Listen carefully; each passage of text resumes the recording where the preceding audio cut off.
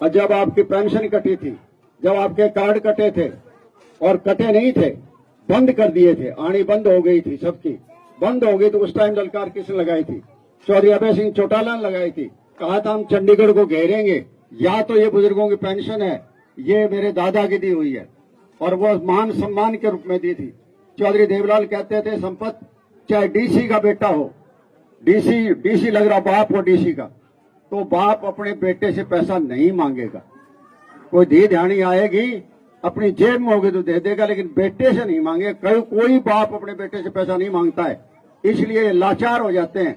इसलिए सवाल ये नहीं है कि आमदनी कितनी है, सवाल ये नहीं है कि इसके घर में कौन नौकरी पेशा है, इस बात का कोई सवाल नहीं है। सवाल सीधा सी है कि मान और सम्मान के लिए है, एक सिर्फ उस बुजुर्ग के नाम से है, उसके पीछे इफ बट कोई लगा यदि कभी अब ये इतनी आमदनी उतनी आमदनी वो नहीं लगेगी।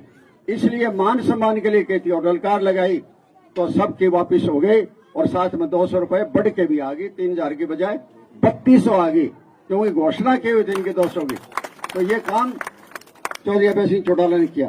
फिर जब कार्ड कटने लगे तब उन्होंने ललकार दी थी कि इस तरह गरीबों को कार्ड हम नहीं कटने देंगे, इंडियन नेशनल लोकदल पार्टी नहीं कटने देगी, और उस टाइम इनको बहाली करनी पड़ी थी। मेरा कहने का मतलब है जब भी किसी के साथ जाति होती है, कभी जब भी किसी के साथ अन्याय होता है, तो चौधरी अभय सिंह चौटाला जी आगे खड़े होते हैं पार्टी को लेकर। तो ये है जो आदमी संघर्ष करता है, जो लड़ाई लड़ता है और हर वर्ग की लड़ता है।